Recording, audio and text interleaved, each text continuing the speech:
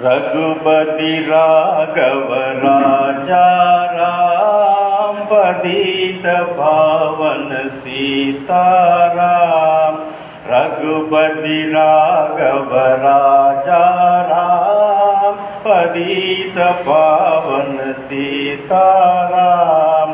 सीताराम जय सीताराम भजतु प्यारे सीताराम। सीताराम जय सीताराम भजतु प्यारे सीताराम। सीताराम जय सीताराम भजतु प्यारे सीताराम। ईश्वर अल्लाह तेरे नाम सबको सन्मति दे भगवान। ईश्वर अल्लाह तेरे नाम सबको सन्मति दे भगवान। ईश्वर अल्लाह तेरे नाम सबको सन्मति दे भगवान। रघुपति राघव राजा राम पतित पावन सीताराम। रघुपति राघव राजा राम पतित पावन सीताराम।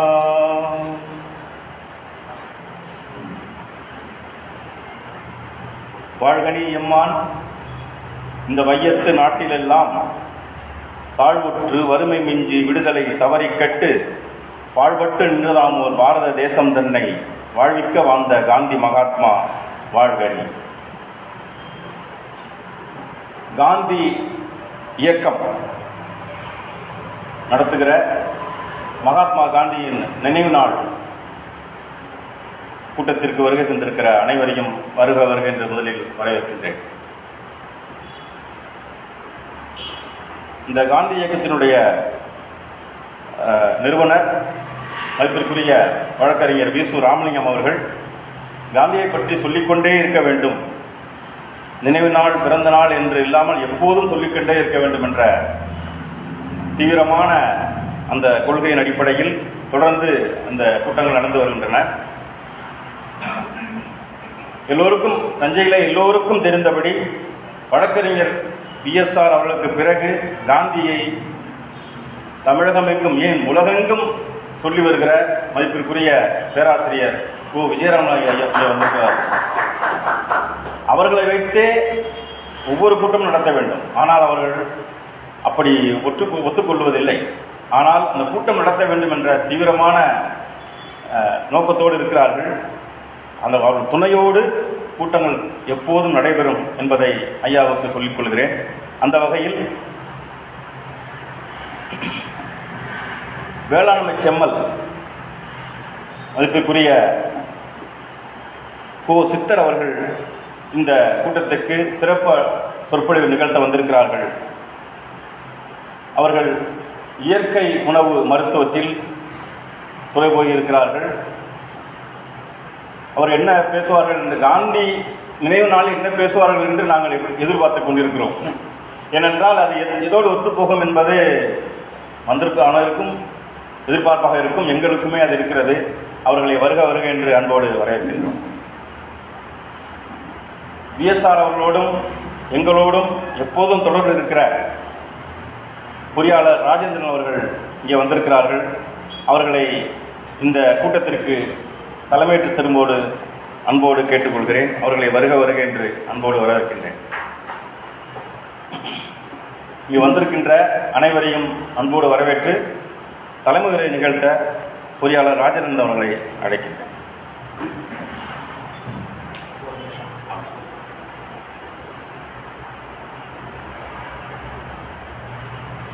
பொறியாளர் ராஜேந்திரன் அவர்கள் தலைமை இருக்கிறதுக்கு தனக்கு என்ன தகுதி இருக்கிறது என்று கேட்டார். எந்த தகுதி இல்லாவிட்டாலும் ஒரு தகுதி உண்டு. ஒரு நேர்மையின் சிகரமான ஒரு IAS ஆபீசருடைய பிள்ளை, நேர்மையின் செல்வம். ஒரே வழி.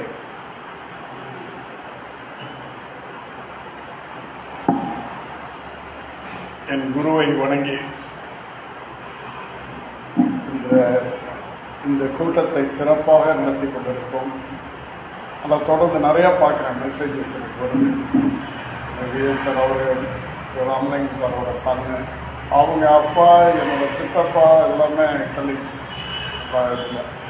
யூ தட்சிணாமூர்த்தி சித்தப்பா, யூ தியாகராஜன், அவங்களாம் ரொம்ப க்ளோஸ். அவங்க கூட இருக்கிறப்பெல்லாம் நான் எவ்ரி ஆனுவல் இதுக்கு இங்கே வருவேன். வரப்பெல்லாம் பார்த்து அவங்கள்ட்ட பேசியிருக்கோம். அதுக்கப்புறம் இங்கே கிரவுண்டில் அவங்க மார்னிங் எக்ஸசைஸ் பண்ணுறப்போ போவாங்க. அப்போ தான் எங்கள் தம்பியை நான் சின்ன வயசில் பார்த்துருக்கேன் ஆக்சுவலாக. இப்போ அதுக்கப்புறம் பார்க்குறேன். நடுவில் எனக்கு சில என்னோட இன்ட்ரெஸ்டட் சப்ஜெக்ட் வேறு, engineering and traditional architecture, heritage monuments repair, அதெல்லாம் பண்ணிகிட்டு இருக்கேன். இது ஆனால் காந்தி மேலே ரொம்ப இது உண்டு. அகமதாபாத் போய் நான் அவரோட ஆசிரமத்தில் போய் அங்கே அவர் உட்காந்து பின்னேலெல்லாம் உட்காந்து பார்த்துட்டு வரேன். அவ்வளோ நல்லா இருக்கு. அந்த ரிவர் வியூ இதெல்லாம் பண்ண பிறகு சபர்மதியில் அவ்வளோ ரொம்ப நல்லா இருந்துச்சு.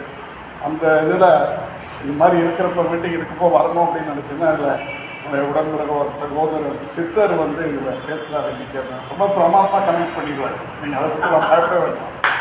அப்படியே உணவு மருத்துவம் அது இது எல்லாத்தையும் சேர்த்து காந்தியை பண்ணணும். அதனால் அதை பற்றி ரொம்ப நல்லா ஒரு நல்ல சிறப்பான கூட்டமாக இருக்கும். அது நீங்கள் தெரியும் உங்களுக்கு. அவர் பேசுகிறது ப்ரொஃபஸர் அதே மாதிரி ப்ரொஃபஸர்கிட்ட சொல்ல வேணாம். அப்படியே தேடி காந்தி தேடி எங்கே இருந்தாலும் போயிட்டு இருக்காரு. அவர் ஒரு தடவை கூட்டம் திருவிழாறு போயிருக்கணும். அந்த கூட்டத்தில் இங்கே திருவிழாவில் இது பண்ணிங்களா அந்த டைமில் இருந்தது. அப்புறம் அவர் இருக்கார் டாக்டர் பெருமாள் கியூரேட்டர், எல்லாம் நல்ல டீமை இங்கே இது பண்ணிகிட்ருக்காங்க. ஆனால் நான் நடுவில் அவர் பேசுறதுக்கு முன்னால் நான் நடுவில் நிற்கல. அவரோட இதை எல்லோரும் கேட்கணும். கேட்டுட்டு நமக்கு அது நல்ல பலன் இருக்கும். அதில் சில கேட்க விஷயங்கள்லாம் சொல்லுவார். கேட்போம் என்று கூடி ஏதோ ஃபில்லப் த பிளாங்க் மாதிரி நாங்கள் வந்தப்போ கூப்பிட்டு இல்லை எனக்கு இந்த இது அனலைஸ் பண்ணிக்கலாம். அதெல்லாம் ஒன்றும் தப்பு இல்லை. பட் அது இருக்கிற நாளைக்கு நன்றி கூப்பிட்டு தலைமையேற்று சொல்கிறதுக்கு ஒரு நன்றி, கூட்டத்துக்கு ஒரு நன்றி நான் நினைக்கிறதுக்கு. அதனால் உங்களை வணங்கி கூட்டம் நாளைக்கு அவர் பேசுறதுக்கு வழிவிட்டுறேன். வணக்கம். சில நல்ல விஷயங்கள் தானாக அமையும். அப்படி நீங்கள் தலைமை தாங்கி இருக்கிறது மிகப்பெரிய நல்ல விஷயம். நமக்கு உங்கள் மகிழ்ச்சியோடு தான் உங்களை வரவேற்கிறோமே தவிர ஃபில்லப் த பிளாங்க்ஸாக இல்லை. ஃபில்லப் த பிளாங்க்ஸை சரியாக ஃபில்லப் பண்ணால் தானே ஃபில்லப் த பிளாங்க்ஸ்.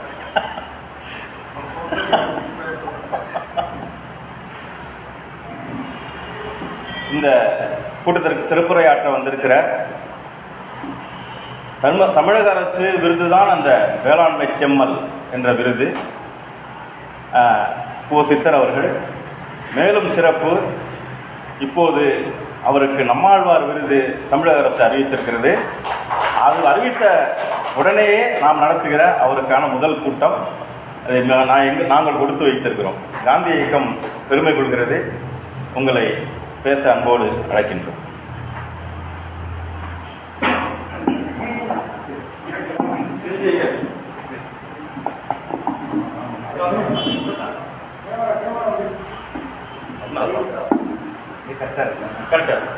உங்களுக்கு சரியா இருக்கு.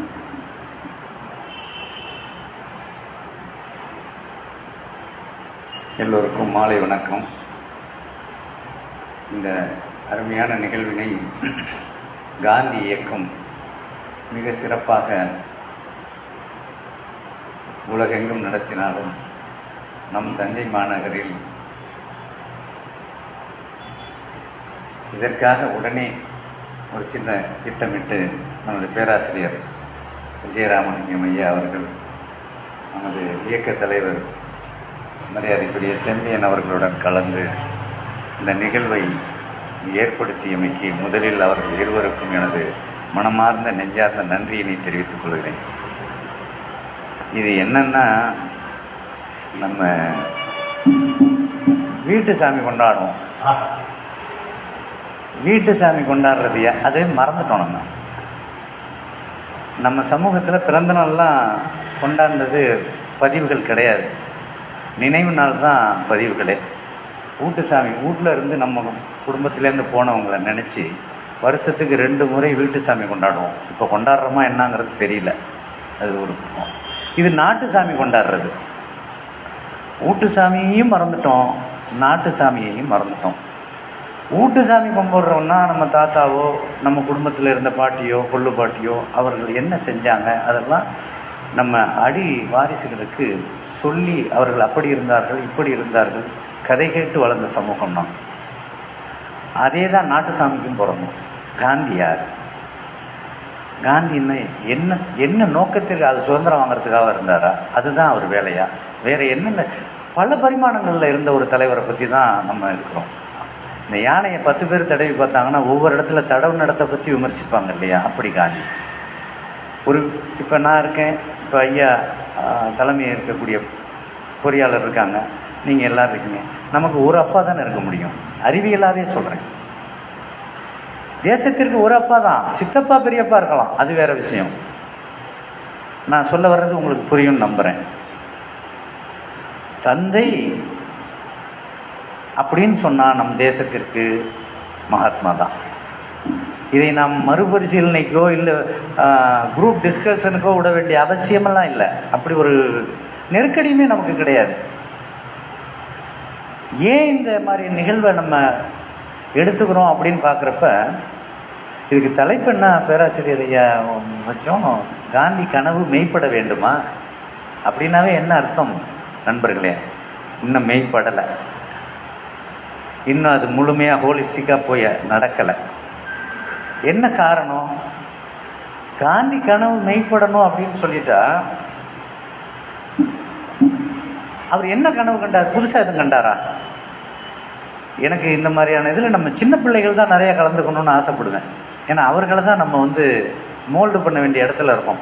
ஒரு பொறுப்பான பெரியவர்களாக அடுத்த தலைமுறைகளுக்கு நம்ம நிறையா விஷயத்தை கொண்டு போய் சேர்க்க வேண்டியதில் நம்ம கொஞ்சம் ஃபில் தி பிளாங்க்ஸில் அந்த பண்ணாமல் இருக்கோம்.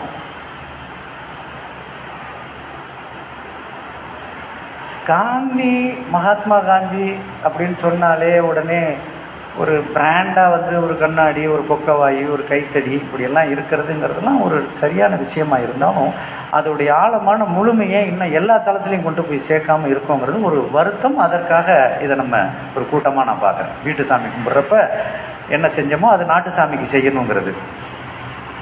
கனவு மெய்ப்பட வேண்டும்னா இன்னும் மெய்ப்படலை. என்ன கனவு அவர் கண்டிருக்காரு, என்ன கனவு கண்டார் அப்படின்னு பதிவுகள் அப்படின்னு பார்த்தா ஒன்றுமே எளிமையான விஷயம். இந்த மெக்கலேன்னு ஒருத்தர் இருந்தான் இல்லையா, அவன் பதிவு பண்ணது இங்கே இருக்கிற எல்லாருக்குமே தெரியும். அவன் பார்லிமெண்ட்டில் லண்டனில் அவன் போய் பேசினது ஒரு அப்சர்வேஷன். இந்தியாவை ஆய்வுப்படுத்தி அதோடைய சரத்தை கொண்டு போய் அந்த பார்லிமெண்ட்டில் கொடுத்தப்போ அவன் சொன்னது ரொம்ப எளிமையாக இருக்குது. நான் இந்தியாவை குறுக்கும் நெடுக்குமாக நடந்து ஆய்வு பண்ணி எடுத்த சரத்து, அந்த தேசம், அந்த நாடு ஒரு திருடனையோ, அவர் ஒரு பெரிய பட்டியல் தர்றார். ஒரு தவறான ஒரு மனிதனை, எந்த விதத்துலையும் சப்ஸ்டாண்டர்ட் பர்சனாலிட்டின்னு சொல்லக்கூடிய ஒரு தரம் தாழ்ந்த யோக்கியாம்சம் இல்லாத ஒரு தவறான ஒரு மனிதனை நான் அந்த நாட்டுக்குள்ளேயே பார்க்கல. ஆகச்சிறந்த ஒரு சச்ச கேலிபர்டுன்னு சொல்கிறாங்க. அந்த அந்த அந்த உயர்ந்த தன்மை உள்ள மக்கள் யாரை? மேல்தட்டு மக்கள்னு சொல்லலை, ஒட்டுமொத்த மக்கள் சமுதாயமே யோக்கியமாக இருந்திருக்கு. இதெல்லாம் நினச்சி பார்க்க முடியாது. அவன் சும்மாலாம் சொல்லலை.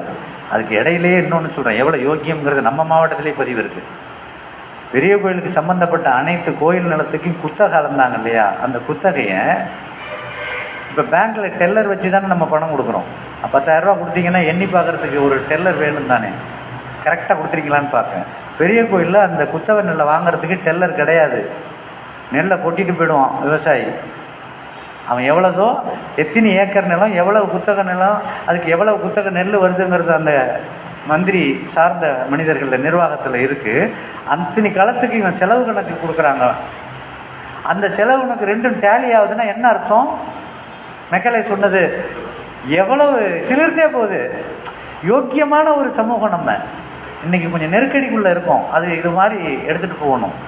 அப்ப அப்படி சொன்ன மெக்கேலே என்ன சொல்றாரு, அப்படிப்பட்ட ஒரு நாடை தன் வசப்படுத்த முடியாது நம்மளால.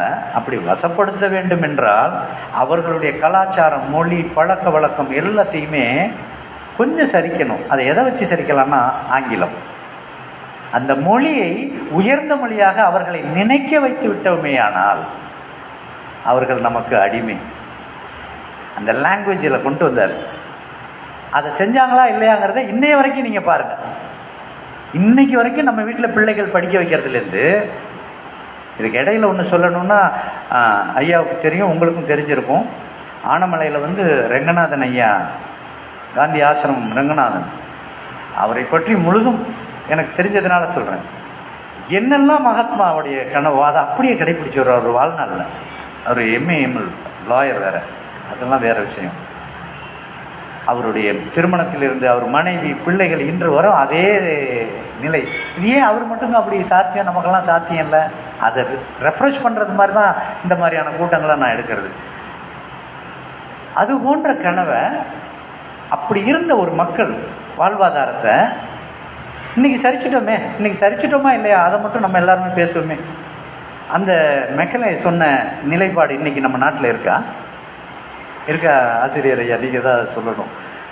இல்லையே. இப்போ நம்ம அனுமதிக்காமல் அது நம்மளை விட்டு போயிருக்காது தானே. அது மெய்ப்பட வேண்டும் அப்படிங்கிறது தான் முக்கியமாக பார்க்குறேன். துவக்கத்திலே ஐயா வேற சொன்னாங்க, அவரை எல்லாத்தையும் பேசி கொண்டாந்து கடைசியில் காந்தியை வச்சிருவாருன்னு. நான் காந்தியை கொண்டாந்து நடுப்புற வைக்கிறதுக்காக பேசலை, காந்தி கடைபிடித்ததை தான் இப்போ நம்ம பேச போகிறோம். அது ஒரு சில விஷயங்களை நான் உங்கள்கிட்ட பகிர்ந்துக்கிறதுக்கு ஆசைப்பட்றேன். கிட்டத்தட்ட 1948 தான் மகான் வந்து மறைந்தது. 1869 பிறந்தது. 1869 பிறந்தது, 48 இறக்குறாங்க. இந்த கொஞ்ச வருடங்கள் தான். இன்னைக்கு இருக்கிறத பார்த்தா ஒன்றும் பெரிய வயதெல்லாம் சொல்ல முடியாது. இதில் வாழ்வியல் லைவ்லிஹுட்னு சொல்கிறதுல அவங்களுடைய பங்களிப்பை நம்ம வந்து தவற விட்டோம். அதில் குறிப்பாக ஒரு வார்த்தையை காந்தியை பற்றி பேசுகிறவங்க, காந்தியத்தை பற்றி பேசுகிறவங்க ஒரு வார்த்தையை வைப்பாங்க, சுதேசி அப்படின்னு. சுதேசிக்கு அர்த்தம் என்னங்கிறதே நமக்கு இப்போ சொல்லித்தர வேண்டிய அவசியத்துக்கு வந்துட்டோம். சுதேசினா என்ன, விதேசினா என்ன? நம்ம என்ன நினைக்கிறோம், லண்டன்லேருந்து வந்தால் விதேசி, சிங்கப்பூர்லேருந்து வந்தால் விதேசி, சைனாலேருந்து வந்தால் விதேசின்னு நம்ம பேசுகிறோம் இல்லையா? அல்ல அல்ல அல்ல. நீ வாழும் இடத்திற்கு வெகு தூரத்தில் இருந்து, அப்படின்னா நீங்கள் ஹைதராபாடை சொல்லலாம், கேரளாவை சொல்லலாம், பெங்களூரை சொல்லலாம், டெல்லியை சொல்லலாம், இதுவே விதேசி. காந்தியை யார் கடைபிடிக்கிறாங்க? நம்ம கடைபிடிக்கிறோமான்னு தெரியல. லண்டன்காரன் கடைபிடிக்கிறான். அவன் சட்டமே போட்டுட்டான். என்ன சட்டம் தெரியுமா? 17 கிலோமீட்டருக்குள்ளே தான் ஒரு உணவானது விநியோகிக்கப்பட வேண்டும். இப்போ நம்ம இருக்கிற இடத்துல இருந்து தஞ்சாவூரில் இருக்கோம்னா 17 கிலோமீட்டர் ரேடியஸுக்கு மேலே அந்த உணவு வந்தால் அது தவறுன்னு சட்டம் போடுறான். அப்போ அவன் என்னத்தை கடைபிடிக்கிறான்? சுதேசியை கடைபிடிக்கிறான். எவ்வளோ பெரிய விஷயம் அது! நம்ம கடைபிடிக்கிறோமா இல்லைங்கிறத நான் வந்து இந்த இடத்துல சொல்கிறதோடைய நோக்கம் நம்மை நாம் குற்றம் சொல்வதற்கல்ல, நாம் இன்னும் செயல்பட வேண்டிய விஷயம் இருக்குது. காந்தி சொன்ன ஒரு வார்த்தையை தான், நல்ல விஷயத்தை எவ்வளவு தீவிரமாக செய்ய வேண்டும் என்று நினைக்கின்றோமோ அதே அளவுக்கு கெட்ட விஷயத்தை தீவிரமாக எதிர்க்கவும் வேண்டும் இல்லையா? காந்தி சொன்ன வாசகம் தான். நம்ம ஒரு பாதியில் இருக்கோம், நல்ல விஷயத்தை கடைபிடிக்கணும்னு நினைக்கிறோம், தீய விஷயத்தை எதிர்க்கிறதே கிடையாது. இன்னைக்கு அண்ணாமலை ஐயா கூட ஒரு பதிவு, உங்களுக்கெல்லாம் பேராசிரியருக்கு உங்களுக்கெல்லாம் வந்திருக்கும், அதில் கூட ஒன்று போட்டிருக்காரு. அதை அப்படியே படிக்கிறேன். சத்தியாகிரக போரில் தமிழர்கள் மகாத்மா காந்தியும் மறைக்கப்பட்ட வரலாறுன்னு ஒரு பதிவு வந்திருக்கு. அதில் என்ன சொல்கிறாங்கன்னா, ரொம்ப சிலிர்க்கிறது மாதிரி இருக்கு. பொது நோக்கத்திற்காக சிறை செல்லாமல் இருப்பது அவமானம் என்கின்ற மனப்பான்மை தமிழ் சமூகத்தை தவிர வேறு எந்த ஒரு இந்திய சமூகத்திடமே இல்லை. மகாத்மா காந்தி சொல்லியிருக்கார். வேற எந்த சமூகத்துக்கும் அந்த எண்ணம் இல்லையா? ஒரு சோசியல் இதுக்காக போராடி சிறை செல்லாமல் இருப்பது அவமானம்னு ஒரு நினைச்ச ஒரு சமூகத்தில் வாரிசுகளாக தான் நம்மெல்லாம் இருக்கோம்.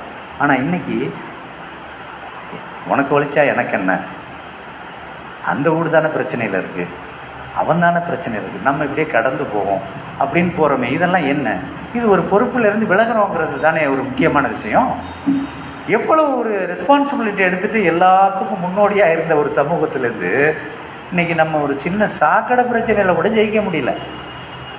ஒரு சின்ன ஒரு கல்வி சார்ந்த விஷயங்கள், மருத்துவம் சார்ந்த விஷயங்கள் எதுலேயுமே நம்ம ஜெயிக்க முடியல. மகாத்மா காந்தியை பொறுத்த வரைக்கும் அவர் வாழ்க்கையில் கடைபிடித்த நான் சார்ந்து இருக்கிற வேளாண்மை மருத்துவத்தில் சார்ந்ததில் ஒரு சில விஷயத்தை உங்கள்கிட்ட சொல்லணும்னு எனக்கு ஒரு ஆசை. எவ்வளோ பேருக்கு இயற்கை மருத்துவம்னு ஒன்று இருக்குதுன்னு தெரியும்னு எனக்கு தெரியல. நேச்சுரோபதின்னு சொல்லக்கூடியது, சித்த மருத்துவம் தெரியும், ஆயுர்வேதம் தெரியும், யுனானி தெரியும், ஹோமியோ தெரியும், அலோபதி தெரியும். நேச்சுரோபதிங்கிறது ஆகச்சிறந்த மருத்துவ முறை. இது உலகம் கல் தோண்டி மண் தோன்றான்னு சொல்கிறோம் இல்லையா, ஒரு மனிதன் நாகரிக வளர்ச்சிக்கு உட்பட்ட அந்த காலத்திலிருந்து வரக்கூடியது. நீங்கள் எதை தேர்ந்தெடுக்கிறீங்க ஆரோக்கியத்திற்கு அப்படின்னு நினைக்கிறதே இயற்கை மருத்துவம். இது அனைத்து மதத்திலையும் இது கடைபிடிக்கிறது தான். இயேசுபிரானாக இருந்தாலும், நபிகள் நாயகமாக இருந்தாலும், புத்தராக இருந்தாலும், இன்னும் இருக்கிற அனைத்து ஆன்மீக சிந்தனையாளர்களுக்கும் அனைவருக்குமே பரிச்சயமான ஒரு இயற்கை மருத்துவத்தை நமக்கு தெரியவே தெரியாது இல்லையா. முதல் மருத்துவமனை நேச்சுரோபதி ஹாஸ்பிட்டல் இந்தியாவில் ஆரம்பித்தது Mahatma Gandhi. The first naturopathy hospital இன் பூனே. அந்த ஊருக்கு பேர் உருளிக்கஞ்சன். உருளிக்கஞ்சன்கிற ஊரில் மகாத்மா காந்தி தான் அந்த இதை ஆரம்பிக்கிறாரு. சரி, மகாத்மா காந்திக்கு எப்படி இயற்கை மருத்துவ அறிவு வந்துச்சு அப்படின்னு நமக்கு ஒரு தெரியுது இல்லையா. அவருக்கு எப்படி வந்துச்சுன்னா, லூயிஸ் குனே அவனுடைய பேர், லூயிஸ் குனே. லூயிஸ் குனே வந்து ஒரு பெரிய மருத்துவத்தில் சித்தாந்தம் உள்ளவன். என்ன சித்தாந்தத்தை சொன்னார் அப்படின்னா, ஒன் டிசீஸ் ஒன் கியூர். இதுதான் அவனுடைய சித்தாந்தம். One disease one cure. நீங்கள் உடம்புல எங்கே நோய் வந்தாலும் சரி, இந்த இடத்துல வந்தாலும் சரி, இந்த இடத்துல வந்தாலும் சரி, இந்த இடத்துல வந்தாலும் சரி, எல்லாமே என்ன சொல்கிறாரு, ஒரே வியாதி தான். அதுக்கு என்னங்க தீர்வு? ஒரே தீர்வு தான். இந்த தத்துவத்தை சொன்னவன் தான் லூயிஸ் குனே. லூயிஸ் குனே வந்து அது சொன்னார். லூயிஸ் குனேயுடைய அதை ஃபுல்லாக உள்வாங்கிறார் காந்தி. அப்படியே அது அவருக்கு உடம்புல செரிச்சிருச்சு. நல்ல கருத்து, எப்பொருள் யார் யார் வாய் காய்க்கணும் அப்பொருள் மெய்ப்பொருள் காண்பது அறிவுங்கிறது மகாத்மா காந்திக்கு அன்னைக்கு கைகூடுது. லூயிஸ் குனேயுடைய தத்துவத்தை உள்வாங்கிறார். லூயிஸ் குனே தத்துவத்தை உள்வாங்கி மருத்துவம் சார்ந்த விஷயம் ஒரு சாதாரண விஷயமா இருக்கு, இதை போய் இவ்வளோ ஒரு இதாக இருக்க ரொம்ப ஹார்ட்ஷிப் ஆக்கியிருக்காங்களேங்கிற அன்னைக்கே ஹார்ட்ஷிப். அப்போ இன்றைக்கி என்னன்னு பார்த்துக்குவோம். அன்னைக்கே அது வந்து அவர் ஹார்ட்ஷிப் ஆஃப் அர்ஜுன் பத்திரிகையில் கூட வந்திருக்கு, அதையும் நான் சொல்கிறேன் உங்களுக்கு. அதுவே கடினமாக இருக்குது அப்படின்னு நினைக்கிறப்ப இது இன்னும் அவர் யோசித்து அது உள்ளே இறங்கி வர்றார். அப்போ லூயிஸ் குனே என்ன சொல்கிறாரு, த டிசீஸ் இஸ், அவர் சொல்கிறது, the disease is the presence of foreign matters within the system. இதுதான் அவனுடைய தத்துவம். ஒரு கழிவு உங்கள் உடலில் சேருவது, அதற்கு பெயர் நோய். எவ்வளோ அழகா ரொம்ப எளிமையாக அந்த லூயிஸ் குனே சொல்கிறான். ஒரு கழிவு உடலில் சேர்மையானால் அதற்கு பெயர் நோய். அது யார் சொன்னது? லூயிஸ் குனே. அது வள்ளுவன் சொல்லித்தான். எனக்கு வள்ளுவனை தெரியாமல் இருந்துச்சுன்னா லூயிஸ் குனே மட்டும் நான் பாராட்டுவேன். அருந்தியது அற்றது போற்றி புனின். சாப்பிட்டேன், வயிற்றில் செரிச்சிச்சு, சத்து உறிஞ்சிச்சு, கழிவு வெளியில் வந்துச்சு, திரும்பி பசி வந்துச்சு, கும்பிட்டுட்டு சாப்பிட்ற. எவ்வளோ அழகாக சொல்லிட்டான். அப்போ அந்த கழிவு வெளியில் வராட்டி அதுக்கு பேர் நோய். எவ்வளோ அழகாக சொல்கிறார் பாருங்க. அந்த குறளில் 2வது வரி தான் முதல்ல சொல்லணும். அருந்தியது அற்றது போற்றி உனின் மருந்தென வேண்டாவாம் யாக்கைக்கு. இதை தான் லூயிஸ் குனே சொல்கிறார். சரி, லூயிஸ் குனே வள்ளுவன் சொன்னதை சொல்லியாச்சான். வள்ளுவனுக்கு முன்னாடியும் நம்ம ஆள் சொல்லியிருக்கு. வள்ளுவனுக்கு முன்னாடியுமே நமது பதிவு திருமந்திரத்தில் பாடல். அவர் என்ன சொல்கிறாரு திருமூலர்? அருந்தியது அற்றத இவர் சொன்னது அவர் சொல்கிறாரு, அருந்திய அன்னம் அவை 3 கூறாம். இதெல்லாம் நம்ம தெரிஞ்சுதான் ஆகணும், இல்லைன்னா பயந்துக்கிட்டே தான் இருப்போம், தப்பாக செஞ்சுக்கிட்டே இருப்போம்.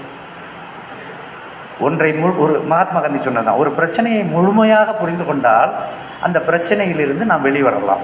பிரச்சனைக்கு தீர்வு எளிமை, சிம்பிளிசிட்டியை சொன்னவர் தானே காந்தி. நீங்கள் ஹார்ட்ஷிப்பாக ஆக்கிக்க வேண்டிய அவசியமே இல்லையே. அருந்திய அன்னம் அவை 3 கூறாம்.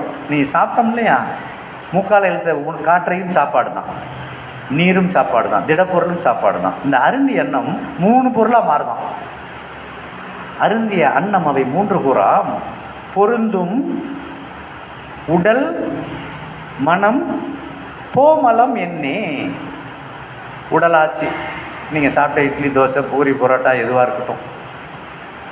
மனமாச்சு, மலம்னு சொல்கிறது குடல்லேருந்து வெளியிடக்கூடிய வெளியில் வரக்கூடிய ஃபீக்கல் மெட்டீரியல் மட்டும் கிடையாது, உடம்பில் சுரந்து வெளியே வரக்கூடிய, அது எண்டோகிரைன் எக்ஸோகிரைன் லிம்போசைட்ஸ்ன்னு சொல்லக்கூடிய எல்லா சுரப்புகளுமே, கண்ணிலிருந்து வருகின்ற கண்ணீராக இருந்தாலும் எல்லாமே சுரந்து அந்த உணவின் மறு வடிவம் தானே இது. கண்ணீராக இருந்தாலும் சிறுநீராக இருந்தாலும் மலமாக இருந்தாலும் வியர்வையாக இருந்தாலும் மாரில் சுரக்கின்ற பாலாக இருந்தாலும் எதுவாக இருந்தாலும் அது உண்ட உணவின் சாரம்.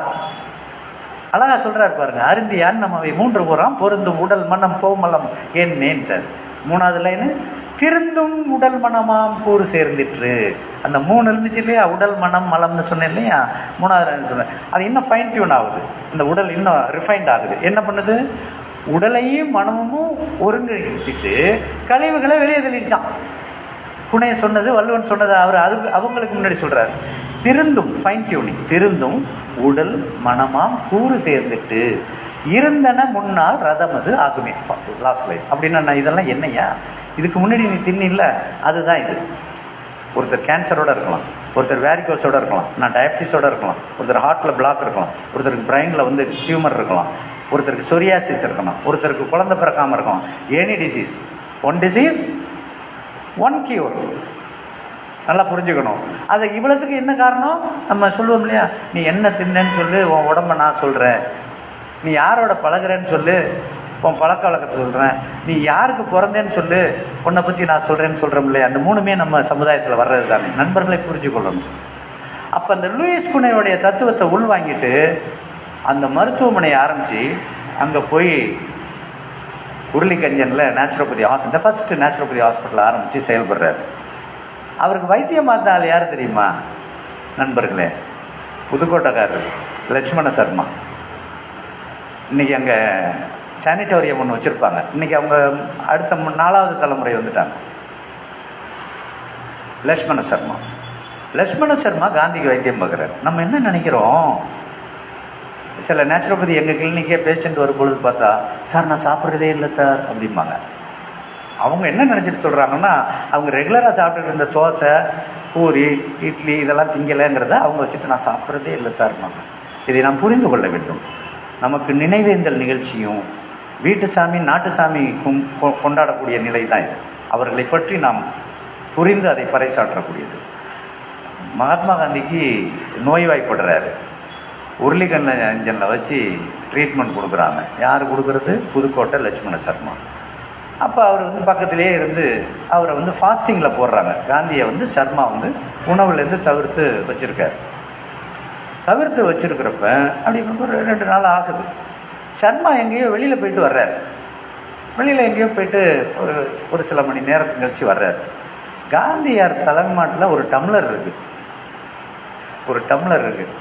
சர்மா உள்ளே வந்து பார்க்குறாரு, இது என்ன அதுன்னு கேட்குறாரு. யாருக்கிட்ட, காந்திக்கிட்ட. காந்தி சொல்கிறாரு உடனே, நான் அதெல்லாம் ஒன்றும் சாப்பிடல அப்படின்ட்டார் சர்மா கிட்ட. இது சிலபஸில் இருக்குது, மெடிக்கல் சிலபஸில் இருக்குது. நான் சொல்கிறேன், நான் ஒன்றும் சாப்பிடலங்கிறார். தண்ணி தான் குடித்தேன் அப்படின்னாரு. தண்ணி உணவு இல்லை என்று உனக்கு யார் சொன்னதுங்கிறார் சர்மா. என்ன ஒரு பெரிய விஷயம், நான் புரிந்து கொள்ளலை. What is நேச்சுரோபதிங்கிறது? தண்ணி உணவு இல்லைன்னு உங்களுக்கு யாரையா சொன்னா? நான் உன்னை ஃபாஸ்டிங்கில் வச்சுருந்தேன், தண்ணியை குடிச்சிட்டு இன்னுமே வைத்தியம் பண்ண மாட்டேன்ட்டார். காந்தி கெஞ்சி குதியா, நான் தப்பு பண்ணிட்டேன், இன்னுமே நான் புரியாமல் செஞ்சுட்டேன், ஏன் பார்த்தியான்னு சொல்லி அவர் ரிக்வஸ்ட் பண்ணி திருப்பி கண்டினியூ பண்ணுறார். நாம் ஒவ்வொரு நோய்க்கும் என்ன மாதிரியான தெரப்பட்டிக் அப்ரோச்சஸ், அது எதுவாக வேணா இருக்கட்டும், அலோபதியாக இருக்கட்டும், சித்தா, ஆயுர்வேதம், யுனானி, ஹோமியோ, நேச்சுரல் எதுவாக இருக்கட்டும், இந்த உடலை சுத்தம் பண்ணக்கூடிய, ஏற்கனவே சொன்னேன், disease is a presence of foreign மேட்டர்னு சொன்னேன். ஒரு கழிவுகளை எப்படி வெளியில் எடுக்கிறதுங்கிறது தெரியறதுக்கு இந்த அறிவெல்லாம் நீங்கள் இயற்கை மருத்துவர்கள்ட்ட போகணும்னு அவசியம் இல்லை. மனைமாட்சி இல்லாள்கண் இல்லாயின் வாழ்க்கை இணைமாட்சி தாயின்னு இல்லைன்னு சொல்லிட்டான் இல்லையா. வீட்டில் இருக்கிற அன்னைக்கு இருந்த உங்கள் கொள்ளுப்பாட்டி என் கொள்ளுப்பாட்டிக்கு அந்த அறிவு இருந்துச்சு. இன்னைக்கு இருக்காங்கிறது நானும் நம்ம 2 பேரும் பேசிக்க வேண்டியதில்லை. அதை மீட்கணுங்கிற அவசியங்கிறதுல நான் உறுதியாக இருக்கேன். நம்ம எல்லாருமே செய்யலாம். அதுக்கு தான் இந்த நினைவேந்தல், இந்த கனவு மெய்ப்படணும் அப்படின்னு சொன்னதில்லை. அப்போ அந்த மருத்துவமனையில் அது ஒரு பதிவு. அது எதுக்கு சொல்கிறேன்னா, நீரே ஒரு ஆகச்சிறந்த உணவு. வள்ளுவர் அதையும் சொல்லிட்டாங்களே, துப்பாக்கி துப்பாக்கு துப்பாய துப்பு. எவ்வளோ அழகான பாடல் பாருங்கள். நம்ம இதெல்லாம் படிக்கிறதும் இல்லை, தெரிஞ்சே ஆகணும். தண்ணீர் உனக்கு உணவுப் பொருளை உண்டு பண்ணும், அந்த தண்ணீரே உணவாகவும் இருக்குங்கிறான். இதை விட வேற என்ன? அது நம்ம மண்ணில் சொன்னதை தான் வெளியிலேருந்து வர்றவன் பூரா சொல்கிறான். நமக்கு அவன் சொன்னோடனே இவன் இங்கே சொல்லுவான், இது நம்ம ஆள் இதை வந்து சொல்லி வச்சுட்டு போயிட்டானேன்னு. அதை கெடுத்துக்கவே மாட்டான். தம்பி இந்த காலையில் இதை நீராட்டை குடிச்சிட்டு போடான்னு சொன்னால இப்போ செய்யறதில்ல. இப்போ அமெரிக்காவில் ஃபைண்டிங் வந்துடுச்சு அதிகாரப்பூர்வமாக. என் உறவுக்காரவங்கலாம் நியூயார்க்கில் இருக்கிறவங்க எனக்கு ஒரு 7-8 வருஷத்துக்கு முன்னாடி அந்த ரிப்போர்ட்டை கொடுத்துட்டாங்க. நீராரத்தை பாட்டிலில் போட்டு 1 லிட்டரு இந்திய பணத்துக்கு 1500 ரூபான்னு விற்றுக்கிட்டு இருக்கான். நீராரத்தில் அவ்வளவு இருக்கான். அங்கே இருக்கக்கூடிய பல்கலைக்கழகங்கள்லாம் அதை பதிவு பண்ணுவான். அதை சொல்லி இப்போ குடிச்சிக்கிட்டு இருக்கான். நமது மரபு, நமது தொன்மையாக இருந்ததே அவன் சொன்னோன்னு இப்போ பேட்டர்ன் பண்ணிவிடுவான். எப்படி வேம்புக்கு வந்து பேட்டர்ன் பண்ணுறேன்னு ஐயாலாம் நம்மால் வர ஐயாலாம் போய் அதை மீட்க வேண்டிய ஒரு நெருக்கடி வந்துச்சு இல்லையா. இதை மகாத்மா காந்தி சொன்னார் அப்படின்னா நிறைய விஷயத்தளத்தில் வர்றப்ப அடுத்த விஷயம் அவர் வீட்டில் நடந்தது. நீங்கள் சமூகத்தில் ஒரு ஆகச்சிறந்த ஒரு ஆளுமையாக இருக்கிறவங்க வீட்டில் பெருசாக பெர்ஃபார்ம் ஆகிருக்க மாட்டாங்க. அது இயல்பு. அது காந்திக்கு அல்ல. காந்தி வீட்டிலேயே வந்து ஆகச்சிறந்த ஆளுமையாக இருந்ததை இந்த பதிவுகளை வச்சு நம்ம தெரிஞ்சுக்கலாம். மணிலால் அவருடைய பையன், அவருக்கு ஜுரம் வருது, விஷக்காய்ச்சல் வருது. அன்றைக்கி அவருக்கு டெம்பரேச்சர் 104 டிகிரி, 104. மருத்துவமனை எல்லாரும் டாக்டர்லாம் பார்க்குறாங்க. இவர் வந்து கடுமையாக இருக்கிறதா காந்தியை பற்றி பேசுவாங்க. காந்தியை பற்றி இல்லை, என்கிட்ட நம்மால் நேற்று நம்மள்ட்ட இருந்து மறைந்த நம்மால் வர உங்கள் இயற்கையெல்லாம் கடுமையாக இருக்கீங்க. ஆமாங்க, கடுமையல்ல, அது வந்து பொறுப்புடன் பேசுகின்ற பொழுது அந்த கடுமையான ப்ரெசன்டேஷன் வர்றது மாதிரி இருக்கும். மணிலாலுக்கு 104 டிகிரி ஜுரம். யாரோ வந்து சொல்கிறாங்க, இதை செய்யுங்க, அதை செய்யுங்க, ஆன்டிபயோட்டிக் கொடுங்க, அதை கொடுங்க, இதை கொடுங்கலாம். அதுக்கு நம்ம வந்து மருத்துவ உலகம் வந்து உதவி செய்யலான்னு. வயிற்றில் ஈரப்பட்டியை போட்டு, நெத்தியில் ஒரு ஈரப்பட்டியை போட்டு, வெறும் ஹைட்ரோதெரப்பின்னு சொல்லக்கூடிய வாட்டரை மட்டும் வச்சு வைத்தியம் பண்ணி அந்த மணினால் நார்மலாக நடக்க விட்ட ஒரு மகாத்மா காந்தி. இன்றைக்கி ஆகச்சிறந்த மருத்துவமனைன்னு இந்தியாவில் சொல்லக்கூடிய பெங்களூரில் இருக்கிற ஜிண்டால் நேச்சுரோபதி ஹாஸ்பிட்டல் இந்தியாவிலேயும் பெரிய மருத்துவமனை. அதை கேவலமாக டீல் பண்ணார் ஐயா. அது ஒரு பதிவு. அடுத்தது அவர் மனைவி அம்மா கஸ்தூரிபா அம்மாவுக்கு இரத்த குறைபாடு வந்துருச்சு. இதெல்லாம் பேராசிரியருக்கெல்லாம் தெரியும், காந்தியை படித்தவங்களுக்கெல்லாம் தெரியும். அவங்களுக்கு இப்போ நம்ம ஹீமோக்ளோபின் கவுண்ட் குறையுது, அது பிளட்டுடைய பிஹெச் லெவல், அது இதெல்லாம் நம்ம படித்தவன் பாட்டங்கள் தானுங்கிறது மாதிரி ஏதோ பண்ணுறோம் இல்லையா. அது மாதிரி அம்மாவுக்கு ரத்தத்துடைய அளவு குறைஞ்சி போச்சு, பெரிய கிரிட்டிக்கலான விஷயம் அப்படின்னு மருத்துவர்கள் பதிவு பண்ணுறாங்க. அதுக்கு என்ன பண்ணலான்னு சொல்கிறாங்க, மிருக சூப் தந்தாகணுங்கிறாங்க. காந்தி வந்து சொல்கிறாரு, எனக்கு இதில் உடன்பாடு இல்லை. ஆனால் சொன்ன மனிதர் அந்த அம்மாவுக்கு என்னங்கிறத அவங்கள கேட்குறாங்க. திணிக்கலை, போய் திணிச்சிருந்தா கூட ஒரு பாதையில் வந்து இவர் வந்து இவ்வளோ ஒரு அக்ரெசிவாக பேசுகிறாங்கன்னு சொல்லலாம். அந்தம்மா என்ன சொல்லிட்டாங்க, நீங்கள் என்ன சொல்கிறீங்களோ அதுதான் எனக்கு, என்னையே கேட்குறீங்க இதுதான்ட்டாங்க. மருத்துவர்கள் போராடுறாங்க அன்னைக்கு. எப்படியாச்சும் உயிர் போயிடுமையா, பெரிய சிக்கலில் மாட்டிக்குவாங்க அம்மா, எப்படியாச்சும் செய்கிறேன்னு. நான் இதை என்னத்துக்காக அதை சொல்கிறேன்னா, ஒரு சித்தாந்தத்தை நாம் முழுமையாக புரிந்து கொள்வோமே ஆனால் அந்த சித்தாந்தம் மாறாது. உண்மை. காந்தியோடைய கடவுள் யார்? இவங்க சொல்கிற ராமர்லாம் அது அவர் அழகாக அதில் நிறைய பதிவு. உண்மை ஒன்று தாங்க, ட்ரூத் இஸ் அ காடும் பாரு. இதை வேற யாரும் சொன்னதா எனக்கு தெரியல. ட்ரூத் இஸ் நதிங் பட் அவர் காடும் பாரு. உண்மை, சத்தியம்தான் கடவுள். அப்போ அவர் புரிஞ்சுக்கிட்ட அந்த அறிவியல் இருக்குல்ல, இந்த உடல், இந்த இயற்கை ஒருபோதும் தவறு செய்யாதுங்கிற தத்துவம் இருக்கு இல்லையா, அப்போ சொல்கிறாரு எனக்கு இதில் உடன்பாடு இல்லை, உனக்கு உடன்பாடு இருக்குன்னா அதை செய்யலாம். அந்தம்மா தெளிவாக சொல்லிட்டாங்க. அது எப்படிங்க நீங்கள் ஒரு கருத்தை சொல்கிறப்ப நான் தப்பாவாக புரிஞ்சுக்குவேன், அதுதான் அப்படின்ட்டாங்க. மருத்துவர்கள் வந்து கிளைமேக்ஸில் வந்து ரொம்ப நெருக்கடி கொடுத்து மருந்து கொடுக்கணும், இது போன்ற உணவை தரணும்னு நினைக்கும் பொழுது முடியாது, நான் வீட்டுக்கு எடுத்துகிட்டு போகிறேன்னு வீட்டுக்கு தூக்கிட்டு வர்றாரு. வீட்டுக்கு தூக்கிட்டு வந்து அந்த அம்மா வச்சு என்ன செஞ்சாருன்னா, நீர் சிகிச்சை, மண்பட்டி வைத்தியம், 2 பொருளை தவிர்க்கிறாரு. 2 பொருளை தவிர்க்கிறாரு. 1 வருஷம் 2 வருஷம் 10 வருஷத்துக்கு ஸ்கிப் பண்ணுறாரு. ஒரு பொருளுக்கு பேர் உப்பு, இன்னொரு பொருளுக்கு பேர் பருப்பு. இந்த 2ஐயும் அவாய்ட் பண்ணுறாரு. 10 இயர்ஸ் அதுலேருந்து விடுபடுறாங்க. இது பழக்கமே வந்துச்சு.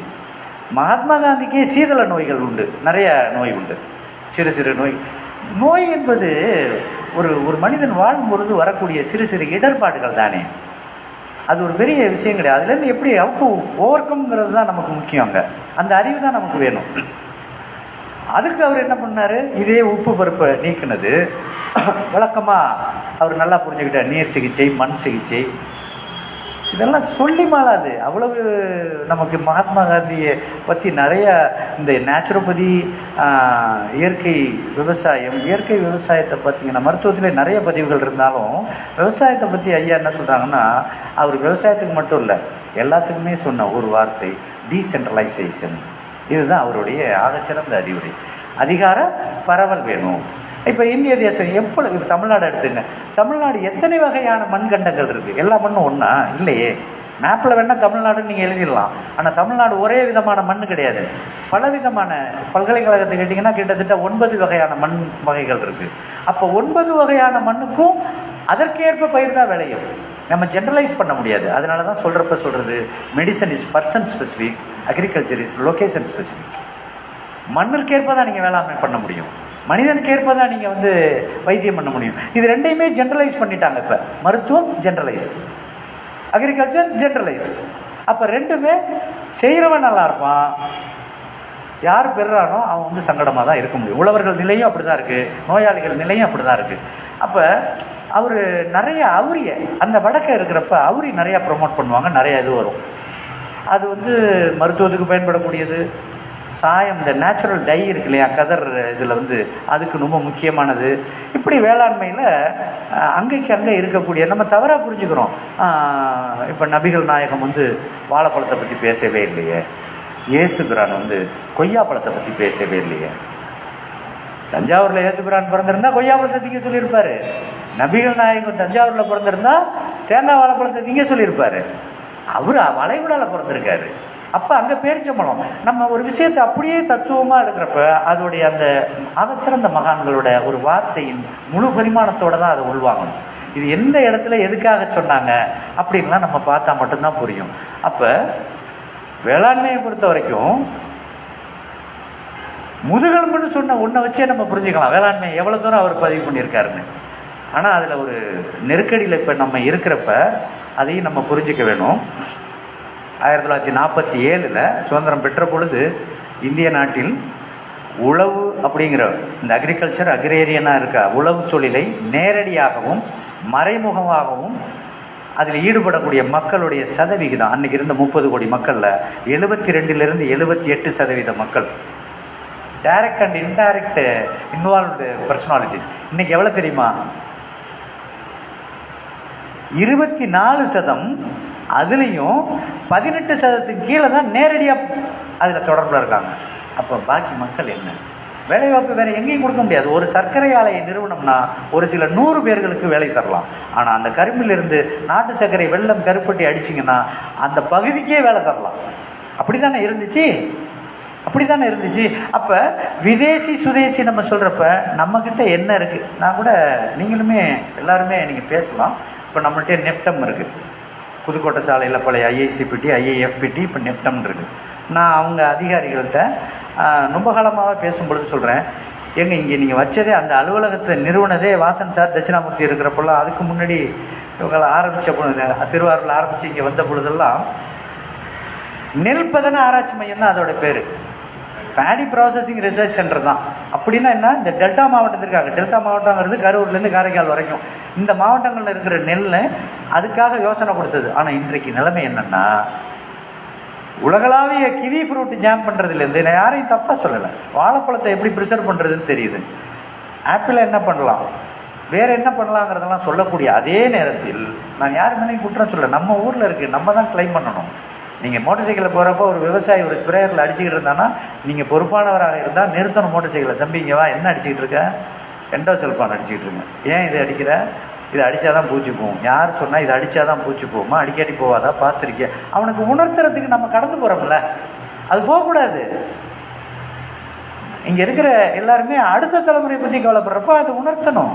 அதுக்கான ஒரு தளமாக தான் நான் பார்க்குறேன். மீட்டெடுக்க, நம்ம இழந்ததை மீட்டெடுக்கணும். மெக்கலே சொன்னதை வந்து மீட்கணும்னா நம்ம எல்லாரும் வேலை பார்த்தாகணும், கொஞ்சம் கொஞ்சம் வேலை பார்க்கணும். ஏன்னா அவளை இழந்துக்கிட்டே இருக்கோம். நம்ம தினசரி நம்ம வாழ்க்கை முறைகளில் வந்து நிறைய இழந்துக்கிட்டு இருக்கோம், ஒன்று இழந்துகிட்டு இருக்கோம். அந்த நெப்டத்தில் போய் நான் ரொம்ப நாள் கேட்டுக்கிட்டு இருக்கேன், இப்பயும் கேட்டுக்கிட்டு இருக்கேன். நீங்களே யோசிங்க, நெல் இவ்வளவு விவசாயம் பண்ணுறாங்க இல்லையா, எங்கேயாச்சும் ஒரு விவசாயி அவனே அரிசி செய்கிற சின்ன ஆலை வச்சுருக்கானா, அது மாதிரி கண்டுபிடிச்சி கொடுத்துருக்கீங்களா? அவள் பற்ற யாராச்சும் விவசாயி வச்சுருக்கானா? பொறி பற்றையே கிடையாது நம்ம மாவட்டத்தில். பொறி எங்கன்னா நீங்கள் எங்கேயோ கோபிச்செட்டிப்பாளையத்துக்கு போகிறீங்க பொறி வாங்க, இல்லைன்னா திண்டுக்கலுக்கு போகிறோம் பொறி வாங்க. ஏன் இங்கே செய்ய மாட்டானா? அது என்ன 5000 கோடியா? அம்பானி வந்து தான் நிறுவனமா? ஒரு சில சிறு தொகையில் ஒரு 10 பேர் சேர்ந்து செஞ்சிட முடியாதா? முடியும். அது ஊதாசீனப்படுத்தப்படுது. யாரால என்னங்க, நம்மளே நம்ம கேட்கவே இல்லைங்க. நீங்கள் வர்றதுன்னா சொல்லுங்கள், நானும் வர்றேன், சேர்ப்போம். ஒன்றும் நம்ம சண்டைக்கு போகல. நம்ம எந்த தலைமையின் கீழ் இருக்கணும்னு நினைக்கிறப்ப நம்ம வந்து ஹிம்சையை பேச போகிறதில்ல. ஐயா, உழவர்களை தற்சார்பாகணும், அவங்களுக்கு பொறி பற்ற அவள் பற்ற கொடுங்க, கைகுத்தல் அரிசி செய்கிறதுக்கு நீங்கள் எடுத்துக்குங்க, அதுக்கு நாங்கள் என்ன செய்யணுமோ அதை செய்கிறோம் அப்படின்னு செய்யலாம் தானே, நமக்கானது தானே. ஒரு அரிசி எப்படி இருக்கணும் அதையும் அவங்கள்ட்ட கொண்டுருங்க. நீங்கள் எல்லோரும் அரிசி தான் நம்ம சாப்பிட்றோம். ஒரு அரிசி எப்படி இருந்தால் உடம்பை பாதுகாக்கும், எப்படி இருந்தால் அந்த அரிசி வந்து நம்மளை சங்கடப்படுத்தும். இப்போ ஒரு சக்கரை வியாதி வந்தோன்னா மருத்துவர்கிட்ட போனால் அவர் என்ன ஆலோசனை கொடுக்குறாரு? சக்கரை வியாதி வருது, மருத்துவர்கிட்ட போனோடனே முதல் ஆலோசனை அரிசியை குறைச்சிருங்க. அரிசி தின்னு வளர்ந்தது நெல்லு மணி இல்லா நானிலத்தில் கல்லு, அதாவது சிற்றிலக்கியங்கள்லாம் ஏகப்பாடல் இருக்குது. மன்னருக்கு இடிச்சு சொல்லுது புலவர், ஒரு பெண் புலவர் சொல்லுது, நெல்லு மணி இல்லா நானிலத்தில் காசு பணம் கல்லு மண் அல்லவோ காவலாங்க.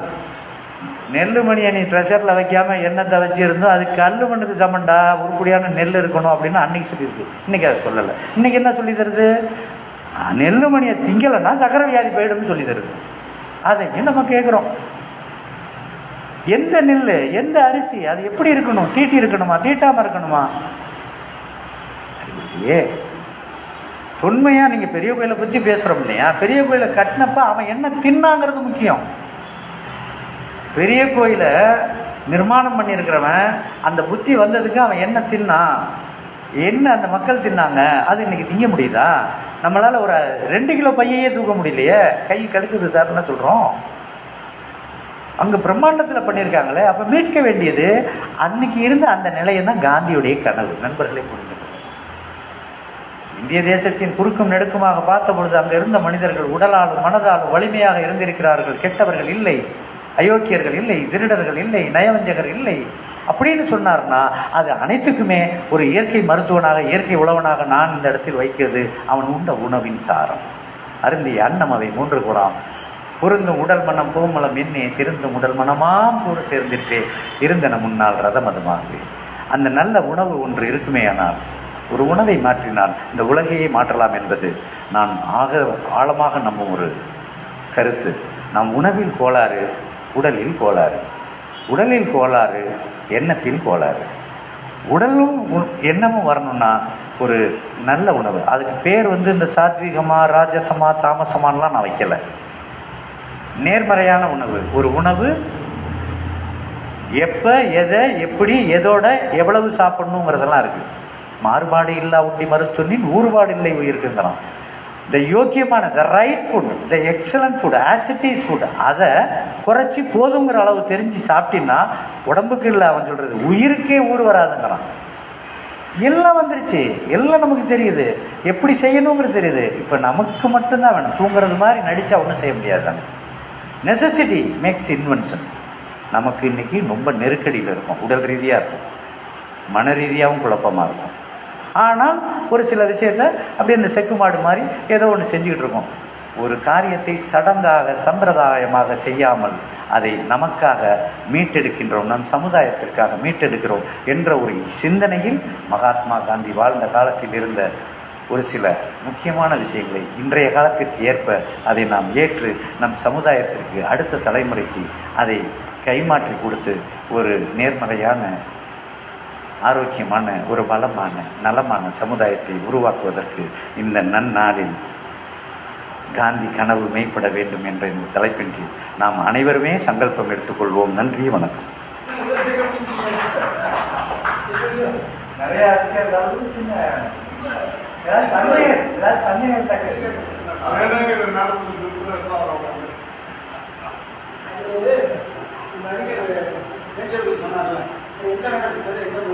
அதாவது ஒரு 4-5 பேர், நீங்கள் 4-5 பேர் இருக்காங்க. லூயிஸ் குனே இருக்கார், செபஸ்டின் இருக்கார், வின்சென்டன் இருக்கார். இவங்கெல்லாம் அதுவும் நல்ல பதிவு. எல்லா நாட்டிலேருந்தே ஒவ்வொரு நாட்டிலேருந்து ஒவ்வொருத்தவங்க வந்தவங்க ஒரு 7 பேர் இருக்காங்க. இவங்க தான் இதை மீட்டவங்க. எதை மீட்டவங்க? யார் தொலைச்சது? உங்கள் தாத்தா கொடுத்த பத்திரத்தை தொலைச்சிட்டிங்க. கண்டுபிடிச்சி கொடுத்தவர் ஒரு போலீஸ் ஸ்டேஷன் இன்ஸ்பெக்டர். உங்கள் தாத்தான்னு நான் சொன்னது திருமூலரையும் திருவள்ளுவரையும் வள்ளலாரையும் இது போன்ற ஒரு மகான்கள் நமக்காக எல்லாமே செஞ்சு கொடுத்துட்றாங்க. அவங்கள வெறும் சமயம் சார்ந்தவர்களாக நம்ம பார்க்க வேண்டியதில்லை, ஆன்மீகமான நபர்கள். அவங்க சமயம் என்பது ஒரு குறியீடு, ஆன்மீகம் என்பது அது நீங்கள் அது ஒரு முழுமை. அது அந்த முழுமையில் எங்கெங்கே இவங்கெல்லாம் இருந்தாங்களோ இதெல்லாம் இது எல்லாமே நம்ம கடந்து வந்துட்டோம். ஏன்னா நீண்ட காலம் நம்மளை பலவிதமான நாடு ஆட்டிருக்கு. நான் அதுக்குள்ளே போக விரும்பலை. நிறைய கலாச்சாரம் நம்மக்கிட்ட வந்திருக்கு. நம்ம கலாச்சாரம் இன்னும் அழியலை. இன்னமும் இந்த கூட்டம் நடக்குது, இன்னமும் நம்ம இதை பற்றி பேசுகிறோம். ஒரு கலாச்சாரம் இல்லை, பல கலாச்சாரம் நம்மளை இன்ஃபெக்ட் பண்ணியும் அந்த இன்ஃபெக்ஷன்லேருந்து மீறி தானே இன்னமும் இருக்கும். அதை மீட்டெடுத்ததில் தான் அந்த லூயி குனேலாம் சொல்கிறேன், இந்த செபஸ்டின் சொல்கிறேன், எல்லாருமே இன்னொன்று அதுக்கு தெரிஞ்சிங்கன்னா. ஏன்னா அதுக்குள்ளே நான் டீட்டெயில்டாக போனால் புரிதலில் தவறு வந்துடக்கூடாது. கிறிஸ்தவ ஃபாதர்கள், ரெவரண்ட் ஃபாதர் அதில் முக்கால்வாசி பேர் அதில். அப்போ அவர்களை நம்ம குறிப்பாக அதை சொல்கிறோங்கிறது இல்லை. நீங்கள் தொலைச்சதை கண்டுபிடிச்சி கொடுத்த இன்ஸ்பெக்டர் ஆஃப் போலீஸ் அவங்க. திருமந்திரத்தில் வந்ததை திருவள்ளுவர் சொன்னதை ஆசிரியர் தான் சொல்லணும். எவ்வளவு நம்மகிட்ட அபண்டண்ட்டாக இருக்குது. எப்படி சாப்பிட்ணுங்கிறது சொல்லியிருக்காங்க. நம்ம எப்படி சாப்பிட்ணும், எதை சாப்பிட்ணும்? கைப்பன வெல்லாம் கடை தலை தித்திப்ப மெச்சும் வகையால் உணவு இடையாக தூய்க்கும் முறை வகையால் உணவு. இவ்வளோதான். கசக்கிறது கடைசியில் சாப்பிட்ணும், இனிக்கிறது முதல்ல சாப்பிட்ணும், பாக்கி எல்லாத்தையும் நடுப்புற சாப்பிட்ணும். சாப்பிட்றோமா? ஸ்டார்டர்னு சொல்லிட்டு மிளகா காரத்தையும் உப்பு காரத்தை வச்சுருக்கான் சைவத்துலேயும் அசைவத்துலேயும். ஒரு ரெஸ்டாரண்ட்டுக்கு போனீங்கன்னா ஸ்டார்டர் அப்படிங்கிறான். நான் அதை எடுத்து பார்த்தேன், தஞ்சாவூர்லேயே கடை இருக்குது, உங்களுக்கும் தெரியும். பார்த்தா அதில் என்னென்னமோ எழுதியிருக்கான். இது எல்லாமே உப்பு மிளகாவோட இருக்குது. கைப்பண்ணமெல்லாம் கடை தலை தித்திப்பன்னு பாடல். அசைவ கடைக்கு போனால் ஸ்டார்டர்னு சொல்லி நெத்திலே வாங்கி தின்னுட்டு இருக்கு. அதான் ஸ்டார்டரா? வேற எப்படி சாப்பிடணும்? கிடந்து உண்ணார், நின்று உண்ணார், வெள்ளிடையின் மீது உண்ணார், சிறந்து மிக உண்ணார், கட்டின் மேல் உண்ணார், இறந்து ஒன்று தின்னற்க நன்று. படுத்துக்கிட்டு திங்காத, நின்றுக்கிட்டு திங்காத, ஓப்பன் ஸ்பேஸில் உட்காந்து திங்காத, ரொம்ப நல்லா இருக்குன்னு நிறையா திங்காத. செய்கிறோமா? தயவு செய்து நண்பர்களே, இன்னமும் தஞ்சாவூரில் மார்வாடி வீட்டுக்கு போங்க, சேர் போட்டு உட்கார மாட்டான், திண்டில் தான் உட்காருவோம். அவன் எவ்வளோ பெரிய பணக்காரனாக இருந்தான். நம்ம முறைகளை நாம் தான் எடுக்கணும். இதே தஞ்சாவூரில் தமிழ் பல்கலைக்கழகத்தில் சித்த மருத்துவ தலைவியாக இருந்த பிரேமா அம்மா இருந்தாங்க. நான் ரொம்ப நாளைக்கு முன்னாடி அவங்க துறை தலைவராக இருக்கிறப்ப நான் டாக்டர் எம்.எஸ். உதயமூர்த்தி அந்த சத்யநாராயண கும்பகோணத்துலேருந்து ஒரு 3-4 பேர் போய் அவங்கள்ட்ட பேசிகிட்டு இருக்கிறப்ப ஒரு கேள்வி கேட்டோம். எல்லாருக்கும் இப்போ ஆம்பளை பொம்பளைக்கு எல்லாத்துக்கும் இடுப்பு வலி முட்டி வலி வருது, அதுக்கு என்னம்மா அப்படின்னு கேட்டோம். டாக்டர் இருந்தார். அந்த அம்மா என்ன சொல்லிச்சு, மாநில மத்திய அலுவலகங்கள்லாம் அந்த சேர் டேபிள் எடுத்துட்டு கீழே உட்காந்தா எல்லா வழியும் சரியாக போயிடுச்சு. கீழே உட்காரணும். இப்போ ஒரு கட்டுமானத்திலே பாருங்களேன், நம்மளை இந்தியன் கிளாஸ் எடுத்து தானே டாய்லெட்டில் இருந்தோம். இன்றைக்கி இந்த இது தெரிஞ்சுக்கிறதுக்காக கேட்குறேன். இங்கே இருக்கிறவங்களில் இந்தியன் கிளாஸ் எடுத்து தான் நான் பயன்படுத்துகிறேன்னு யாரும் நண்பர்கள் இருக்கீங்களா? Very fantastic. இது ஒழுங்காக உட்காடுறோம் இந்தியன் கிளாஸில், இது கொஞ்சம் வலிக்குதுன்னு அப்பா சொல்லிடுவார். நம்மக்கிட்ட கொஞ்சம் பணம் வேற இருந்து தொலைஞ்சிரும். உடனே ஐயா மாதிரி இருக்கிற யார்கிட்ட சொன்னோன்னா உடனே வந்து ஒரு வெஸ்டர்ன் கிளாஸ் இது கீழே உட்காந்து எழுந்திரிக்கணுங்கிறது மொபிலிட்டி இருந்தால் தான் வேலை செய்யும். அதை வலிக்குது தானே, உடனே அப்படி கழுத்து இப்படி திரும்பினா வலிக்குது, அப்படியா இங்கே ஒரு காலரை போட்டு அப்படியே அசைக்காத. அசைக்கிறது அதில் பிரச்சனை இருக்குங்கிறதுக்காக அதை செய்ய வயிற்றால போகுது வாழைப்பழம் திங்காத. வாழைப்பழம் எவ்வளோ நாள் திங்காமல் இருக்கணும்? வயிற்றால நிற்கிற வரைக்கும் தானே, அதுக்கப்புறம் திங்கலாம் தானே. ஆனால் வயிற்றா வாழைப்பழம் திங்க வேண்டாம்னு சொல்லிட்டாருங்க, இனிமேல் வாழ்க்கை பூரா திங்கிறது. நமக்கு புரிதலில் குறைபாடு. அதனால் நாம் தொலைத்ததை அந்நிய தேசத்துக்காரர்கள் மீட்டெடுத்து கொடுத்த ஒரு பொறுப்புள்ளவர்கள், அவங்களுக்கு நம்ம நன்றி தான் சொல்கிறோம். எல்லாரும் பிரிட்டனில், எல்லாம் கிரீக்லேருந்து எல்லா நாடும் இருக்குது, அதுக்கு தான் சொல்கிறோம். வேறு எதுவும் சொன்னீங்க? சும்மா உட்காந்தே சொல்லுங்கள்.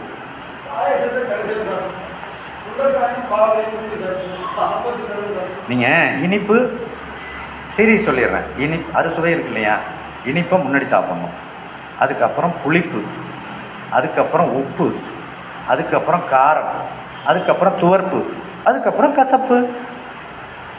கிளைமேக்ஸில் இனிப்பும் நீங்கள் எடுத்துக்கலாம், இனிப்பில் முடிக்கலாம், இனிப்பில் துவங்கி இனிப்பில் முடிக்கலாம், அது ஒன்றும் தப்பு இல்லை. ஆனால் இந்த 6 சீரீஸ் செய்கிறோமா?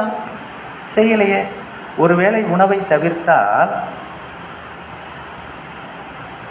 100 நாள் வாயில் கூடுங்கிறாங்க. ஒருவேளை உண்பவன் யோகி, இருவேளை உண்பவன் போகி, 3 வேளை உண்பவன் வியாதி உள்ளவன். ஆனால் இன்னைக்கு வந்து 4 வேளை உண்பவன். என் பேரை சொத்தையே நான் தின்னுட்டு இருக்கேன், தின்னுக்கிட்டே இருக்கோம். நம்ம ஓவர் ஈட்டிங். நீங்கள் மகாத்மா காந்தியை பாருங்க, இப்போ இங்கே இருக்கிற நமக்கு வயிறு கொஞ்சம் வெளியில் வருதில்ல, அவர் வயிறு எப்படி இருந்துச்சு?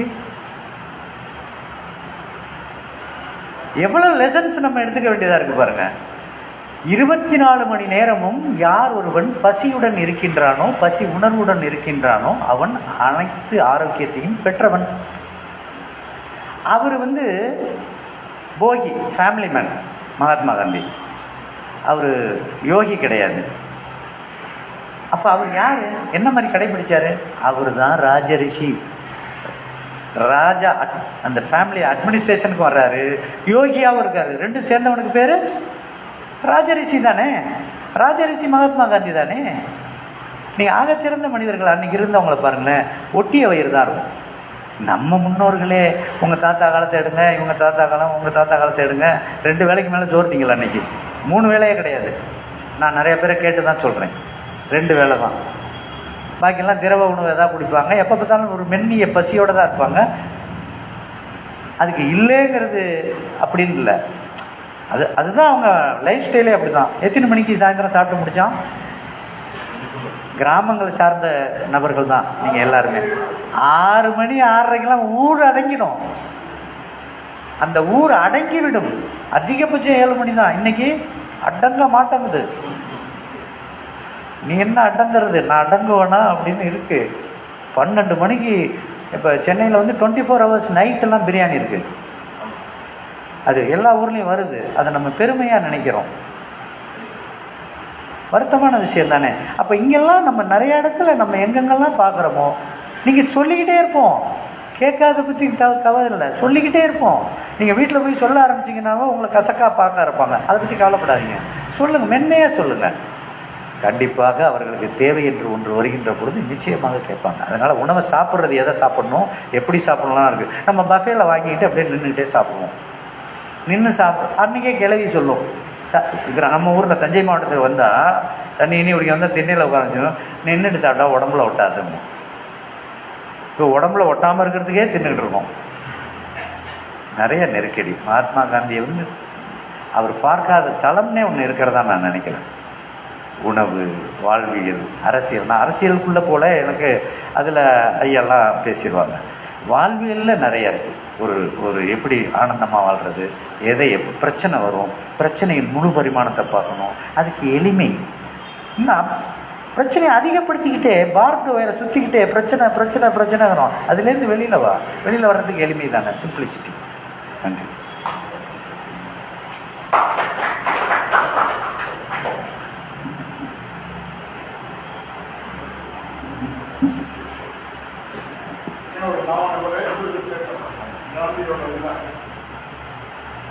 கட்டுமானத்தை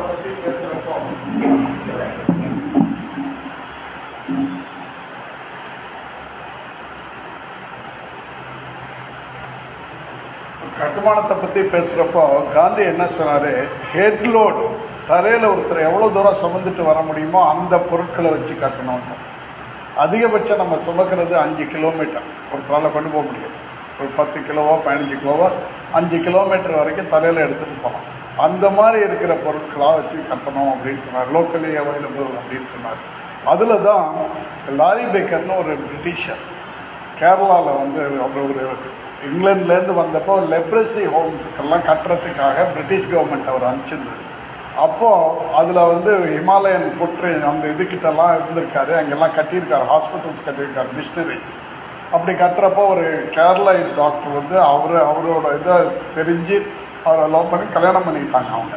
அவருக்கு 76 வயசு வரைக்கும் அவர் சிட்டிசன்ஷிப் கொடுக்கல இந்தியாவில்.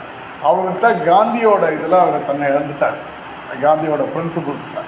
அப்போ என்ன பண்ணார், அவர் போடுற ட்ரெஸ்ஸை காந்தி தான் போட்டுக்கிட்டு இருப்பார் லாரி பேக்கர். அவர் இறந்தது 96 வயசில் இறந்தார். அவரோட பிரின்சிபிள் வந்து எனக்கு ரொம்ப பிடிக்கும். அவர் என்ன சொன்னார், நம்ம வந்து we are gifted to common man. ஒருத்தரால் ஒரு வீடு கட்ட முடியாது. We are blessed to build a house for him, do justice அப்படிங்குவார். அது நியாயத்தை நம்ம பண்ணணும்ட்டு. அப்படின்னா என்ன, குறைந்த செலவில் கட்டுற வீடுகள் வந்து அவர் காந்தி ரொம்ப இது பண்ணார். இப்போ எல்லாம் கம்ப்ளீட்டாக நம்ம கான்க்ரீட்டு அது இதுன்னு நிறைய போகிறதுனால தான் இப்போ ஈவன் மணலே பொக்லைனில் எடுத்து ஜேசிபியில் எடுத்த பிறகு தான் அதோட ஷார்ட்டேஜ் வந்துருச்சு. மாட்டு வண்டியில் எடுத்துக்கிட்டு இருக்கிறப்பெல்லாம் இல்லை. காரணம் என்னென்னா, ஒரு ஸ்கூப்புங்கிறது ஆற்றுல கல் உருண்டு வந்து உடஞ்சி வந்து மணலாகி மணல் வந்து அந்தந்த இடத்துல இருக்கிறப்ப அதை எடுத்து பயன்படுத்திக்கிட்டு இருந்தாங்க. மணலோட லெவல் எடுக்க ஆரம்பிச்சிங்கன்னா வாட்டர் டேபிள் கீழே இறங்கிடும். ப்ரெஷர், ஹைட்ரோஸ்டாட்டிக் ப்ரெஷர் இருக்குது, அது கீழே இறங்கிடும். ஸோ இந்த மாதிரி விஷயங்களில் அவர் காந்தி வந்து ரொம்ப இயற்கையோடு ஒன்று இருக்கணுங்கிறது கட்டுமானத்தில் ரொம்ப தான் சொல்லியிருக்காரு. அது நான் இங்கே பதிவு பண்ணணும்.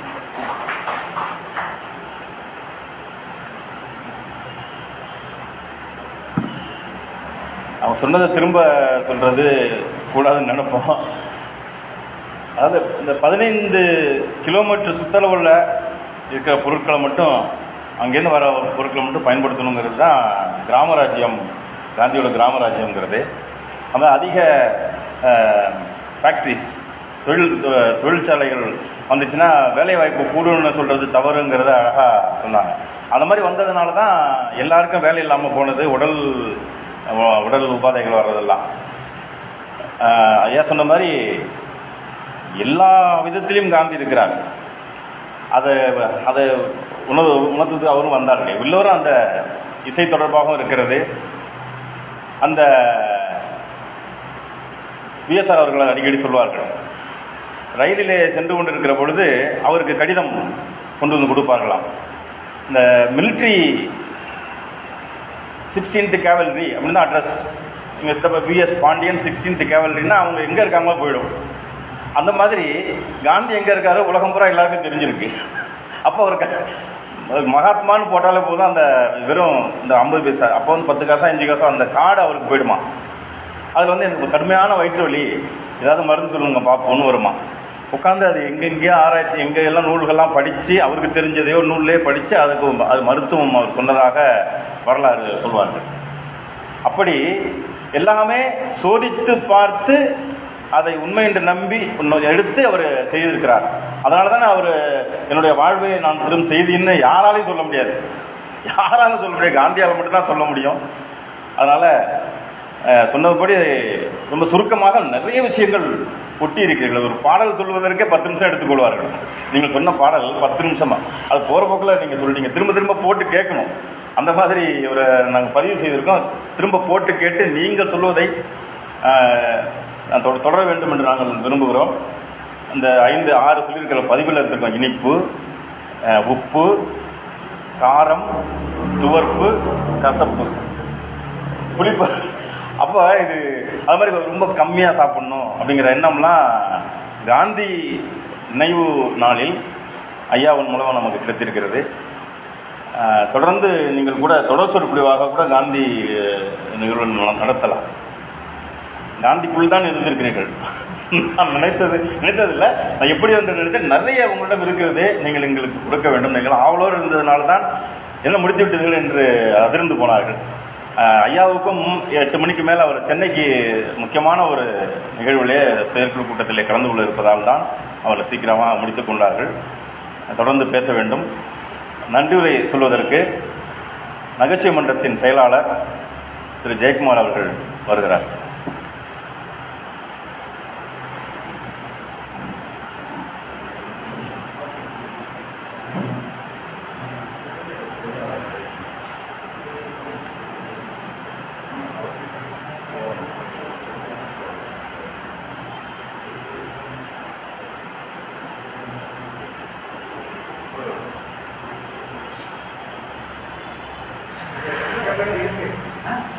ஒவ்வொரு 5 கிலோமீட்டர் தென்னாப்பிரிக்காவில் இருக்கு.